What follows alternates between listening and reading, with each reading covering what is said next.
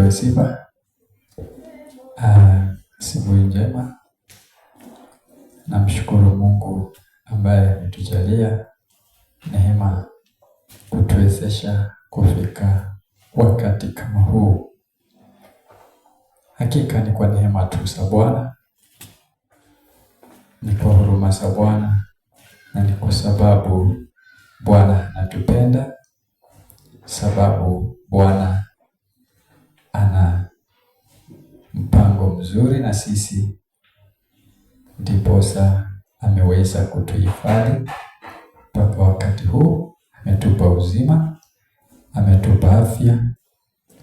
Najua wakati huu kuna watu wengi, wengine wetu wako katika hali ambayo sio nzuri, wengine wamelazwa, lakini sisi tuna sababu ya kumshukuru Bwana. Hakika hatuwezi kosa sababu ya kumshukuru Bwana katika maisha yetu kwa wema ambao ameutenda.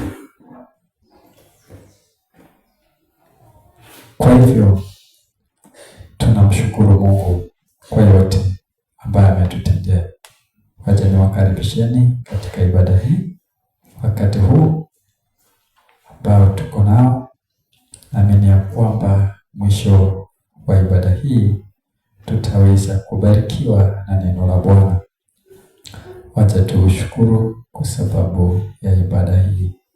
Baba mtakatifu, katika jina la Yesu Kristo, tunakupa sifa, heshima na utukufu. Tunakuinua, tunakuabudu, tunakushukuru kwa wema wako na fadhili zako ambazo Bwana mpya kila wakati, kila asubuhi.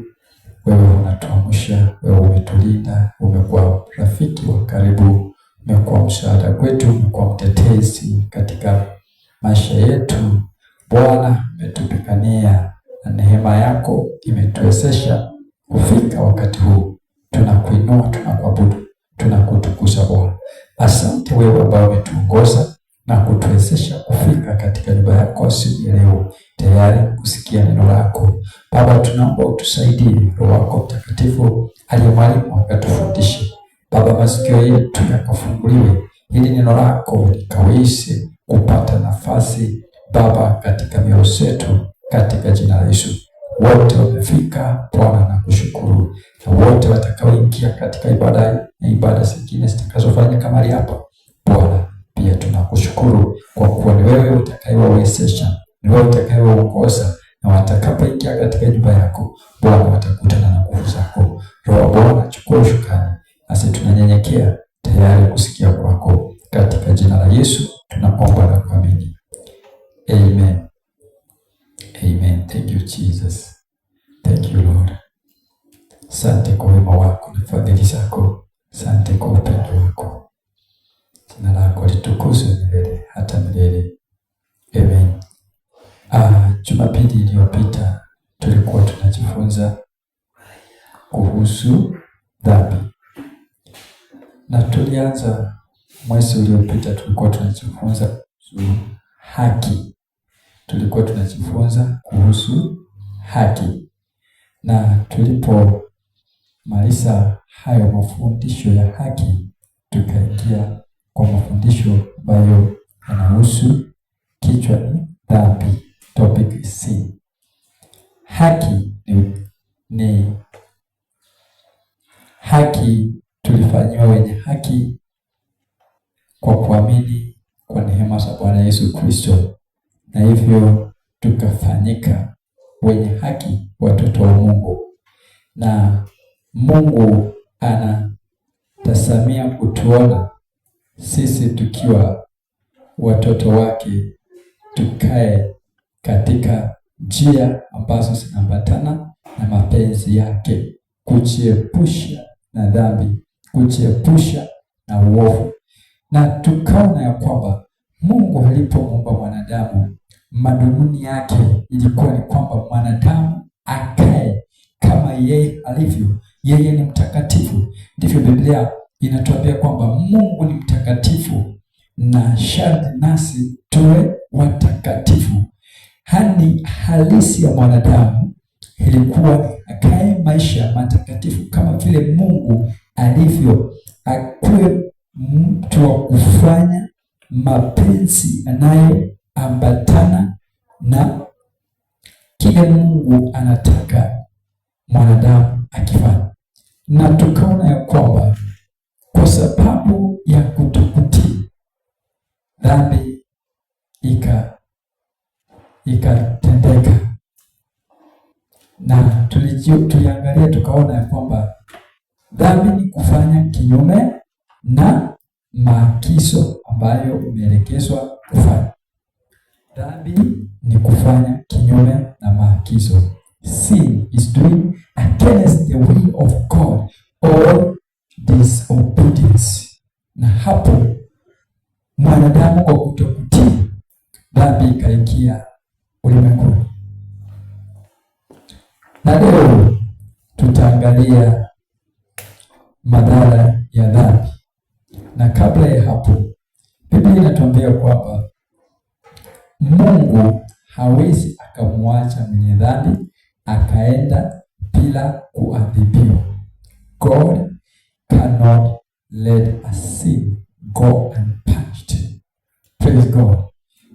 Angalia katika kitabu cha Methali, Proverbs chapter 11 verse 21.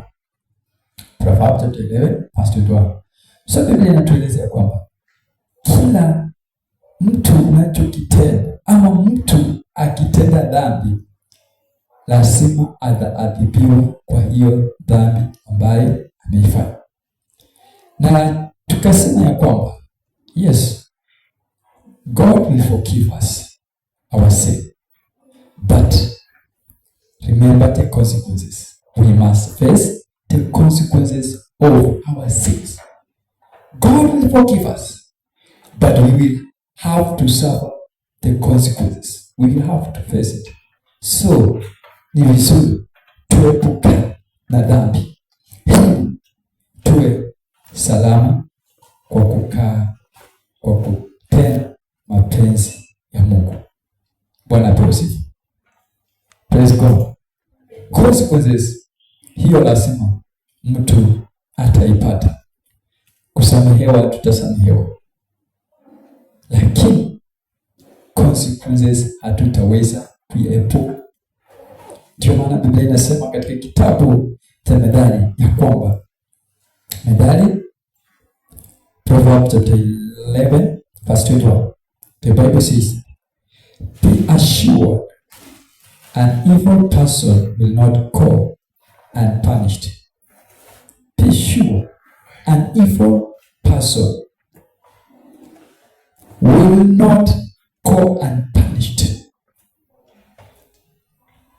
but the offering of the righteous will be delivered. Biblia inasema hakika mwenye haki hatakosa kuadhibiwa. Praise God. So lazima tujue, hakika mwenye dhambi hatakosa kuadhibiwa. Lazima tujue kwa chochote tunachokifanya, kwa sababu kila lolote tunalolifanya kuna malipo yake. Kila lolote tunalolifanya kuna malipo yake. Wakati tunafanya mema tutalipwa mema, na wakati mtu anafanya maovu pia atalipwa kwa uovu ambaye amefanya. Praise God. So lazima tukae tukijua, tukijichunguza mienendo yetu, tukiangalia tabia zetu. Je, tunayafanya yale ambayo yanakubalika mbele za Bwana? Je, tunatii kile Bwana anatuambia tukifanya? Maana tukikosa kutii kile ambacho tunaambiwa tufanye, hiyo tunafanya makosa ambayo ni dhambi. Dhambi ni kutokutii. Na tutaangalia madhara ya dhambi, the effects of sin. Dhambi inatuadhiri namna gani, ama inamwadhiri namna gani mtenda dhambi? Ama kwa nini tusifanye dhambi? Swali naweza kujiuliza, kwa nini tusifanye dhambi? Dhambi ndicho chanzo cha mateso ya mwanadamu. Praise God. Dhambi ndicho chanzo cha mateso ya mwanadamu. Ndio sababu tusifanye dhambi. Tukifanya dhambi, tunaingia katika mateso, tunajiweka katika mateso. Dhambi ndicho chanzo cha mateso ya mwanadamu. Ukisoma katika kitabu cha Numbers chapter 21 verse 8. Numbers chapter 21 verse 8. Dhambi inasababisha mtendaji kukaa katika hali ya mateso. Na kweli, mtu ambaye anatenda dhambi, kuna dhambi ambayo mtu anafanya akasumbuka sana, akateseka sana, akakuwa hana amani siku zote katika maisha yake kwa sababu ya kile ambacho amekifanya. Ndio maana dhambi ndio chanzo cha mateso ya mwanadamu. Na tunapoangalia katika kitabu cha Mwanzo, mwanadamu wa kwanza ambaye ni Adamu, walikuwa wanakaa maisha mazuri, maisha yasiyo na masumbuko. Lakini baada ya kutenda dhambi, baada ya kutokutii sauti ya Bwana, hapo ndipo mahangaiko yakaanza katika maisha. Mwanadamu akaanza kuwa na mahangaiko kwa sababu ya consequences ambazo aliwekewa kwa kutokutii. Mahangaiko yakaanza, mateso yakaanza, ambapo mwanadamu hakuwa na magonjwa, mateso ya magonjwa yakaanza, ambapo mwanadamu hakuwa na kifo kikaanza kwa sababu ya kutokutii. Ndio tunasema dhambi ndicho chanzo cha mateso ya mwanadamu. So tuepuke na dhambi, watoto wa Mungu, na tukae kwa kumpendeza Mungu siku zote kwa kuwa watiifu kwake. Kitabu cha Numbers, Hesabu 21 mstari wa 8. And the Lord said to Moses, make a fierce serpent and set it on a pole, and everyone who is bitten when he sees it shall live. Praise God. Hapa tunaona wakati wana wa Israeli wamekosa kutii sauti ya Mungu na wakapata kadhabu ambayo Bwana alikuwa na wadhibu, na wakawa katika hali ya mateso, wakawa katika hali ya uchungu. Lakini kwa sababu Mungu ni Mungu wa rehema, Mungu ni Mungu wa upendo, na yeye ako na suluhisho ya kila jambo. Wana wa Israeli walikuwa wanaumwa na nyoka, wakawa kifa. Lakini baada ya kujitambua na kumlilia Mungu, Mungu aliye wa rehema na upendo mwingi, akawarehemu na akawapa suluhisho. Mungu kupitia mtumishi wake Musa akamwambia kwamba atengeneze nyoka ya shaba, aiweke juu, na yeyote atakaye itasama apate uponyaji. Praise God. Mungu ako na suluhisho katika maisha yetu.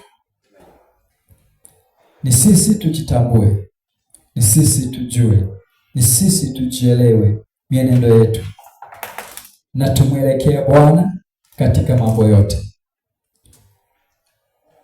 Watu ambao walikuwa wakifata maagizo ambayo waliambiwa.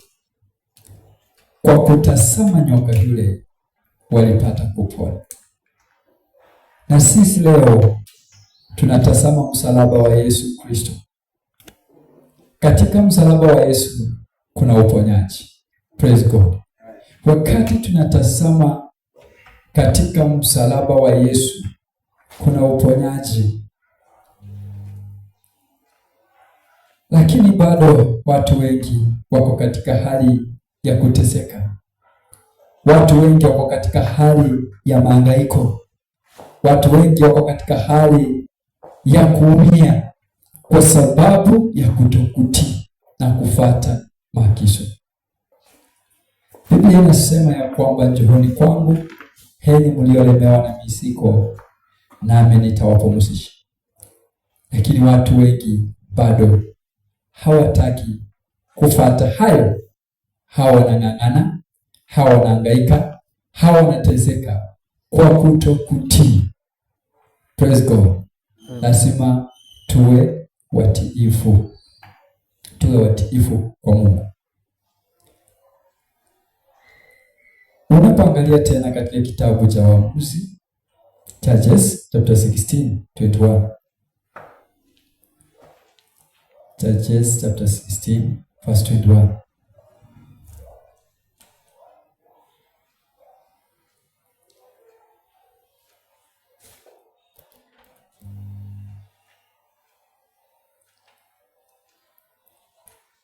Dhambi ndicho chanzo cha mahangaiko au mateso ya mwanadamu. Kitabu cha Waamuzi 16 mstari wa 21.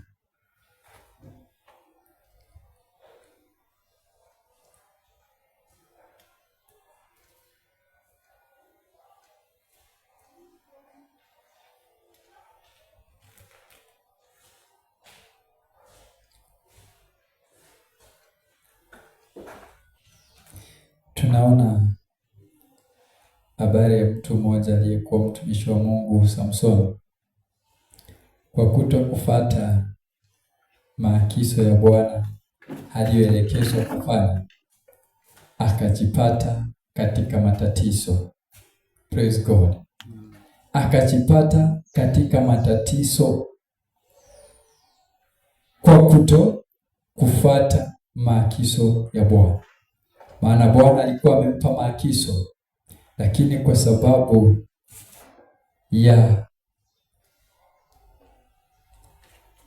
hali yake ya kutaka kujifurahisha ama kufurahisha mwanadamu, akajitia katika mateso na mahangaiko, kwa sababu aliacha maagizo ya Bwana na kukairi yale Bwana alikuwa amemwambia asifanye, naye akafanya, na hivyo akaishiwa na nguvu za Bwana, na hivyo akawa mdhaifu na akatiwa katika mikono ya maadui ambao Bwana alikuwa amemwinua yeye aweze kuikomboa Israeli, lakini kwa sababu ya kutokutii akajipata anaingia katika mikono ya adui wa Filistiani, na wakamtesa hata kutobolewa macho yake kwa sababu ya kutokutii. Praise God. So kutokutii kuna madhara kwa maisha yetu kama wanadamu. Kwa kutokutii sauti ya Bwana, kwa kutokufuata maagizo ya Bwana, tunaweza kujipata katika mateso ambayo tutateseka sana na kuumia. Hata kama tutakombolewa, lakini tutakuwa tumeumia sana. So ni vizuri kabla ya kuumia tujiepushe nayo na tukae salama na Mungu wetu. Number 2, dhambi inafanya mtendaji kuwa mtumwa. Dhambi inamfanya mtendaji kuwa mtumwa. Unakuwa mtumwa. Unaposoma katika kitabu cha John chapter 8 verse 34.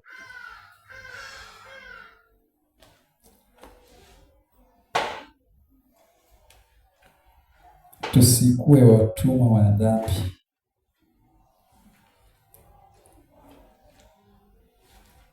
Maana tuliondolewa katika utumwa tukawekwa huru, na sisi ni wana huru, wana wa Mungu tuliye huru, na tuenende katika uhuru kwa kumpendeza Mungu wetu aliyetuokoa.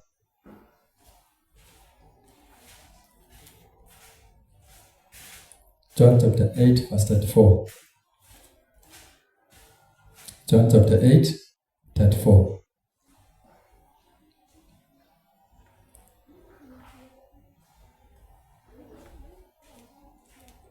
Biblia inasema, mstari wa 34, Biblia inasema, Jesus answered them, truly, truly, I say to you, everyone who practices sin is a slave to sin.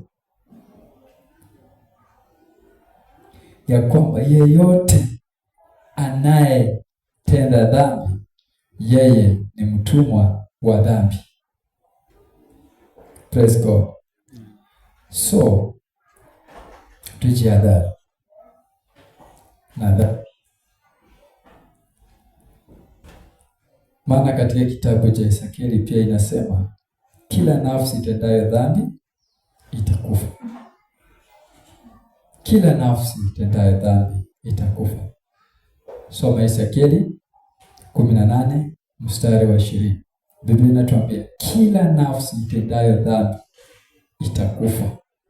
Kila nafsi itendayo dhambi itakufa. Na Biblia inatuambia kwamba tuko hai kwa sababu ya haki ya Mungu. Na tunapotenda dhambi, kumaanisha kwamba nafsi zetu asiko hai tena. Praise God. Kwa sababu ya wakati leo nitaharakisha. Wacha tusome hii tukimalizia, kwa sababu ya wakati, jua time zimetusonga. Dhambi inamfanya mtendaji. Number 3, dhambi inawaumiza wengi, ila sio tu mtendaji. Hiyo ni point number 3. Dhambi inawaumiza wengi, ila sio tu anayotenda dhambi. So lazima tujue, wakati mtu anafanya dhambi, hiyo dhambi muumizi yeye tu, bali ina affect na watu ambao hako nao. Kwa mfano like here a church of house of prayer, mmoja wetu akifanya dhambi, hiyo dhambi inachafua na kanisa, kwa sababu watu wanapomwona ni mshirika wa mahali hapo. So wakati anatenda dhambi, anachafua jina la kanisa. Na hivyo hata mimi na wewe ambao ni washirika hapa, tukitembea, watu wakitutazama huko nje, wanasemesa ya kwamba angalie, huyo naye ni mmoja wao. Praise God. Amen. Huwa anashiriki nao, huwa wanasoma wote kanisani. You see? Na ni wewe ama ni mimi ndio nimetenda, lakini effect yake ina affect sisi ambao tuko karibu na wewe. Kwa mfano, mtu ambaye ni mlevi, hiyo familia yote inakuwa affected with that person. Wanachafuliwa jina, wanapandikiwa majina. Hali mwenye anatoka kwa hiyo familia anakosa kuheshimika kwa sababu ya kitendo cha mtu mmoja ambacho amekifanya. Watu wanajitenga na hiyo familia kwa sababu tu mtu mmoja tu kwa dhambi yake ambayo amefanya.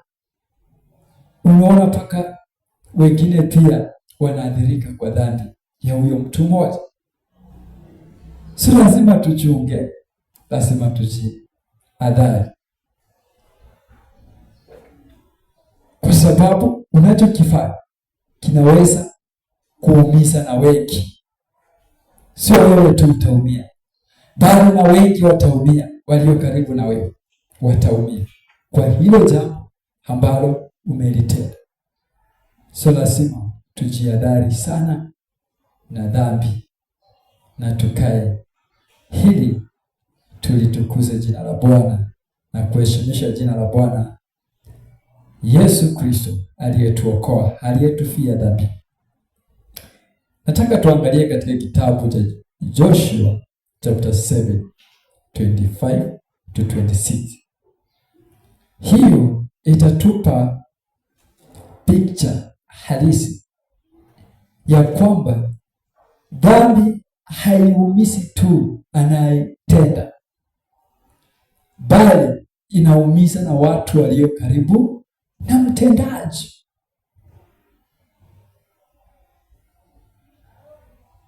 Bwana apewe sifa. Dhambi hakika ni mbaya.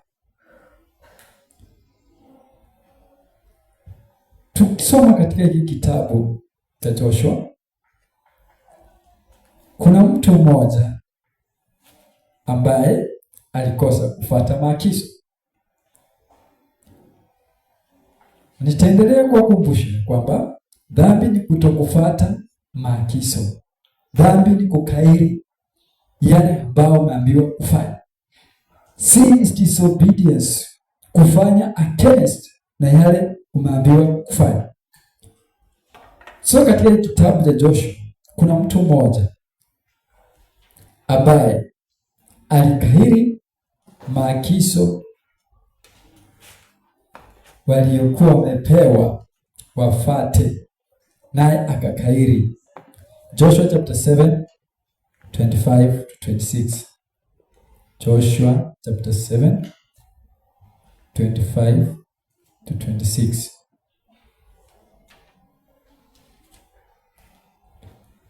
Joshua chapter 7:25-26.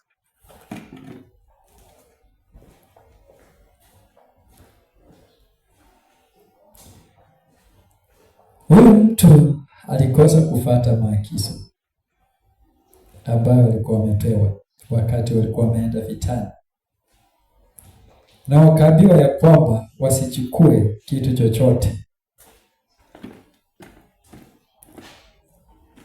waende wafanye kila ambacho inawapasa wafanye, ambacho ilikuwa ni kupigana, lakini wasichukue chochote kutoka kwa watu hao. Na kwa sababu ya tamaa ya huyu mtu, akawa na matamanio na akaona vitu vizuri ambavyo vilipendeza.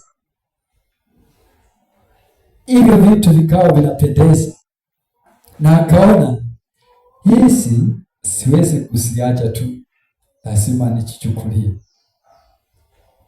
Na akachukua baadhi ya vitu, na walikuwa wameambiwa wasichukue kitu chochote, yeye akachukua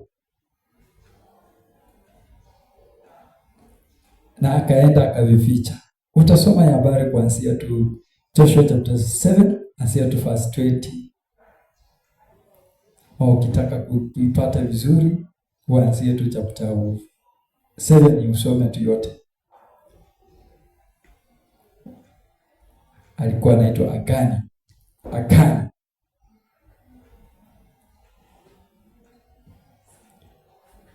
Na ndio nimesema dhambi ina affect watu wote. Sasa huyu mtu amekosa kufuata maagizo ya Bwana ambaye alikuwa amepewa na kiongozi wao ambaye ni Joshua, ya kwamba msichukue kitu chochote. Na wakati alienda akachukua, Mungu akakadhabika, Mungu akakasirika na wana wa Israeli, mtu mmoja, lakini akasababisha hasira ya Mungu ikawaka juu ya taifa nzima.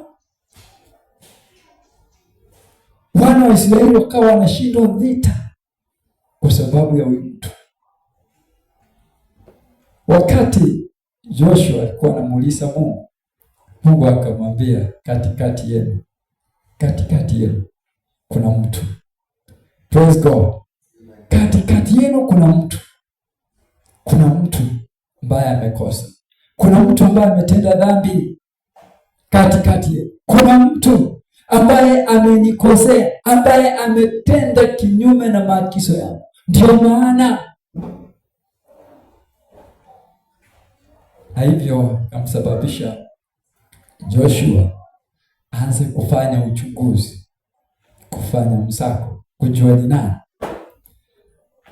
Na hiyo wakati msako ikawa inafanya one by one, kila familia mnakula kiapo ya kwamba mnakula kiapo na kili ya kwamba sijatenda dhambi. So walipofika kwa zamu ya Agani, ikapatikana yeye ndiye aliyetenda dhambi. Hiyo story ni nzuri sana, inatufundisha tujue ya kwamba dhambi hainiumizi mimi peke yangu, inaumiza na watu walio karibu na mimi. Dhambi inaweza kusababisha Mungu akashiriki na watu ambao mtendaji ako miongoni mwao. Hata kanisani, dhambi ikiwa kanisani inasababisha uwepo wa Mungu usishuke. Inasababisha mambo ama Mungu kutiirisha ukuu wake, kutenda kazi yake, kwa sababu tu yeye ni mtakatifu, na mahali palipo na dhambi yeye ashiriki mahali pale. Praise God. So lazima tujue, hata kama tunakuja kanisani, lazima tujue tukitenda dhambi, hiyo dhambi haitumishi na sisi tu. Lazima tuangalie kanisa linaathirika namna gani kwa dhambi hii ambayo ninaifanya, ama kwa kitendo hiki ambacho nakifanya. Lazima uangalie familia yangu inaathirika kivipi kwa hili jambo ambalo nitalifanya. Lazima ujiite mkutano, uangalie watoto wangu wataathirika vipi. Lazima ujue, kwa sababu lazima kwa kile unakifanya kuna malipo. There is consequences.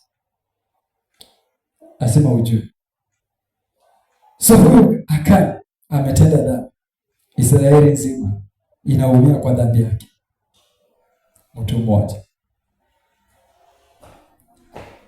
Na walipofanya msako, ikapatikana ni Akani ambaye ametenda hicho kitendo. Unaposoma mstari wa 25 na mstari wa 26. And Joshua said, why did you bring trouble on us? Kwa nini umetuletea madhara? Umesababisha sisi tuhangaike. Umesababisha sisi tuumie. Umesababisha sisi tuteseke kwa sababu ya kutokutii. Joshua anamuuliza, kwa nini umetuletea madhara? Why did you bring trouble on us? Israel stormed in with stones. They pumped them with fire. Unaposoma kiendelea mstari wa 6, unaona mpaka vitu vyake vyote viliteketezwa. Mpaka vitu vyake vyote, mpaka familia yake yote ikaathirika kwa dhambi huyu mtu mmoja. Dhambi inaleta madhara sio mtendaji peke yake ataumia na dhambi, bali na watu wengine ambao wako miongoni mwake. So wacha tuwe wakamilifu mbele za Bwana, tuwe waaminifu kwa Mungu siku zote, tutembee katika nuru, tusomeke, tueleweke sisi ni nani. Tusiwe watu ambao hatueleweki, tuko upande kani, tuko upande moja.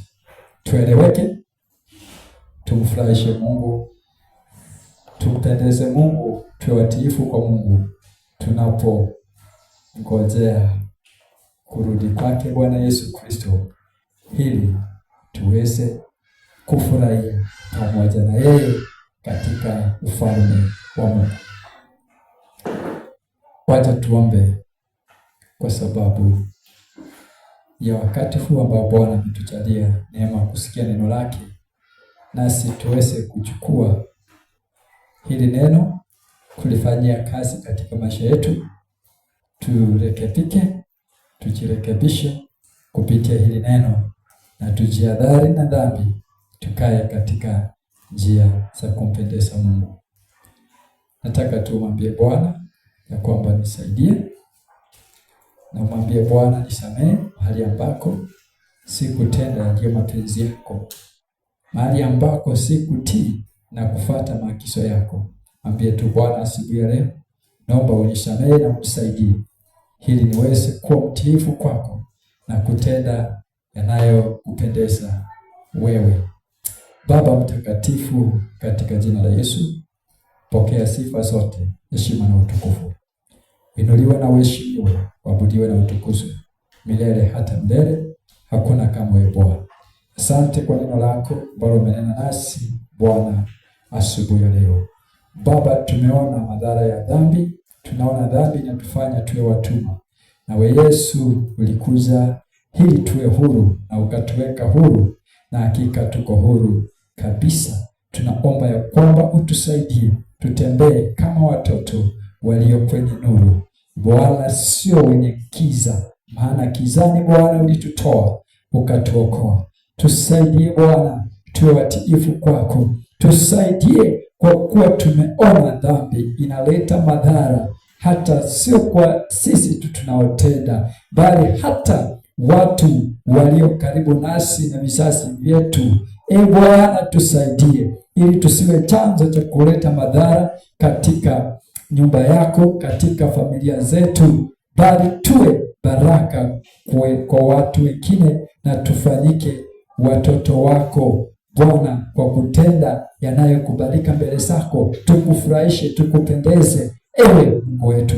Pokea sifa zote, heshima na utukufu. Mahali ambako Bwana tumetenda kinyume, tunaomba utusamehe. Mahali ambako tukufuata maagizo yako Bwana Yesu, tunaomba utusamehe katika jina la Yesu. Baba, utuhurumie na utusaidie ili tunende katika ukamilifu na wewe Bwana, katika jina la Yesu. Utusaidie Bwana ili tuweze kuzingatia utakatifu na kukaa watakatifu mbele zako, tukupendeze, kwa kuwa umesema Bwana wewe ni mtakatifu, na wote wanaokuamini lazima wawe watakatifu kama wewe ulivyo. Na Bwana, hatuwezi kwa nguvu zetu, wewe usipotuwezesha kupitia neema yako Yesu Kristo. Asante Baba kwa neno lako asubuhi ya leo. Asante kwa wote ambao wamesikia neno hili, wacha likawe baraka kwao katika jina la Yesu. Utukuzwe na uhimidiwe, na ni katika jina la Yesu Kristo tunaomba na kuamini. Amen. Amen.